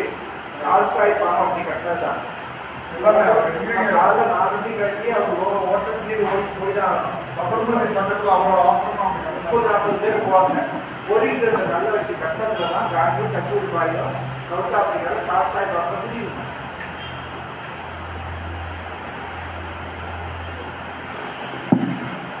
அனைவருக்கும் வணக்கத்தை தெரிவித்துக் கொள்கிறேன். இன்றைய நாள் வாழ்க்கையிலே பயன்படுத்திய நாளாக நாம் நினைத்து கொள்ள வேண்டிய கடப்பாட்டில் இருக்கிறோம். 2 நாளைக்கு பிறகு ஐயா விஎஸ்ஆருடைய சொற்பொழிவில் எப்போதுமே எண்ணிக்கையை அவர் அதிகமாக எடுத்துக்கொள்ள மாட்டார். எண்ணங்களை பதிக்கின்றவர்களை அவர் அழைத்து பெருமைப்படுத்தக்கூடிய ஒரு நல்லவர், வல்லவர். காலனுடைய கட்டுப்பாட்டிலே அவர் நம்மை விட்டு அகன்றாலும் கூட அவருடைய மகனாராக இருக்கிற ஐயா செம்பியன் அவர்கள் மிகச் சிறோடும் சிறப்போடும் அவர்களுடைய நினைவுகளை எல்லாம் பகிர்ந்து கொள்கின்ற வகையில் மிக குறைந்த காலகட்டத்தில் இந்த நிகழ்ச்சியை ஏற்பாடு செய்தது மிக அற்புதமாக. வந்தவர்களும் மிக தஞ்சாவூரிலே புழிந்தெடுக்கிற மாதிரியான எண்ணத்தை கொண்டவர்கள். ஐயா சொன்னதை போல ஐயா பேசுகிற போது மிக அருமையான கருத்துக்கள் மனதுக்குள் பதிய வைக்கின்ற ஒரு சிந்தனையை சொன்னார்கள். ஒவ்வொரு முறையும் அவர் சொல்கின்ற போது நாம் சொல்லிக்கொண்டே இருப்போம். கண்டிப்பாக அப்படிங்கிற வார்த்தையை அவர்கள் பதிவு செய்தார்கள்.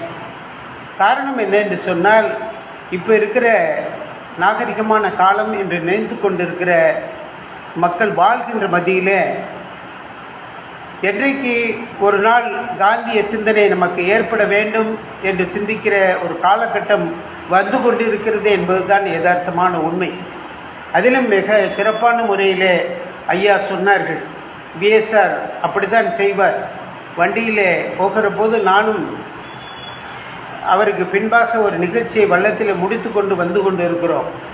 அப்போ ஒரு 4 மாணவர்கள் அந்த வண்டியிலே சென்று கொண்டு இருக்கிற போது தன்னுடைய வண்டியை எப்போது நிதானமாக ஓட்டியக்கூடிய விஎஸ்ஆர் அந்த மாணவர்களுக்கு முன்பாக போய் குறுக்கே நிப்பாட்டி, இது அடுக்குமாது, உன்னை பெற்றவர்களுக்கு இப்படி தான் நடந்து கொள்ள வேண்டுமா என்று மறித்து அவர்கள் அறிவுரை சொன்னதை நான் பின்னறிந்து கேட்டவர். நான் இங்கே குறிப்பிடுவதற்கு காரணமாக கருதுவது, ஐயா சொன்னது எனக்கு நினைவுக்கு வந்தது.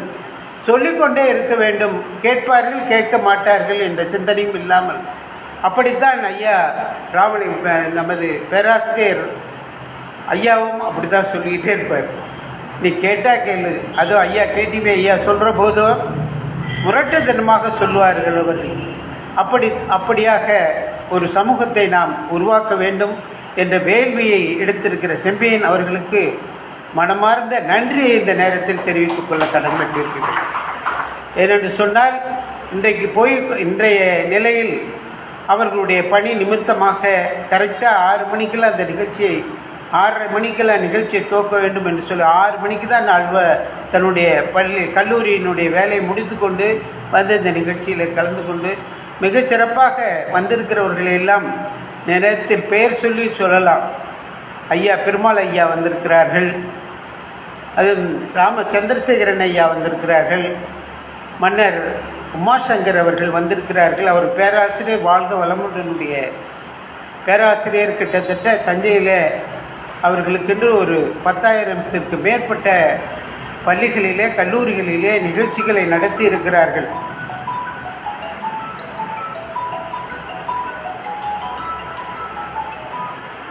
அப்படிப்பட்ட ஐயா வந்திருக்கிறார்கள். அதே போல் சமூக சேவையிலே பல்வேறு நிலைகளிலேயும் பல குரலாக பல பேச்சு கலைகளை பெற்றிருக்கிற இந்துமணி அவர்கள் வந்திருக்கிறார்கள். இப்படி பல்வேறு நிலையில் வந்திருக்கிற அத்துணை நல்ல உள்ளங்களுக்கும் இந்த நேரத்தில் நன்றி பாராட்டுதலையும் இந்த நிகழ்ச்சியிலே மிகச் சிறப்பான முறையில் இயற்கை உணவு அதோடு காந்தியினுடைய சிந்தனையும் இணைத்து இன்றைய காலகட்டத்தில் எப்படியெல்லாம் காந்தியினுடைய உணவு முறையும் வாழ்க்கை முறையும் இருந்திருக்கிறது என்பதை மிக தெளிவாக குறித்த நேரத்தில் ஆரம்பித்து மிக ரத்தின சுருக்கமாக முடித்திருக்கிற ஐயா வேளாண்மை செம்மல் சித்தன் அவர்களுக்கு மனம் நெகிழ்வான நன்றியை தெரிவித்துக் கொள்கின்றேன். அவர்களுடைய தொடர் சொற்பொழிவாக நாம் நிகழ்த்துகின்ற போதுதான் நல்ல சிறப்பாக காந்திய சிந்தனையை நாம் ஊட்ட முடியும் என்ற உணர்வோடு ஐயாவுடைய நேரத்தையும் காலத்தையும் கேட்டுக்கொண்டு தொடர் தலைப்பில் கொஞ்சம் சொற்பொழிவுக்கு ஏற்பாடு செய்ய வேண்டும். அதே போல் இந்த நிகழ்ச்சியினுடைய பொறியாளராக ஐயா ஜெயக்குமார் அவர்கள் கலந்து கொண்டு அவர்களும் தங்களுடைய காந்திய சிந்தனையோடு எப்படியெல்லாம் கட்டிடத்தை கட்டுகின்ற போது எப்படி எண்ணம் இருக்க வேண்டும், அதை எய்த எண்ணமாக அமைய வேண்டும் என்பதை அவர்கள் எப்படி சொன்னார்களோ அதையெல்லாம் சொல்லி நமக்கு விளக்கி இருக்கிறார்கள். வந்து நிகழ்ச்சியிலே கலந்து கொண்டு சிறப்பித்த அவர்களுக்கும் வந்து கேட்டுக்கொண்டிருந்த அன்பர்களுக்கும் இந்த நேரத்தில் நன்றியையும் வணக்கத்தையும் தெரிவித்துக் கொள்கின்றேன். நன்றி, வணக்கம்.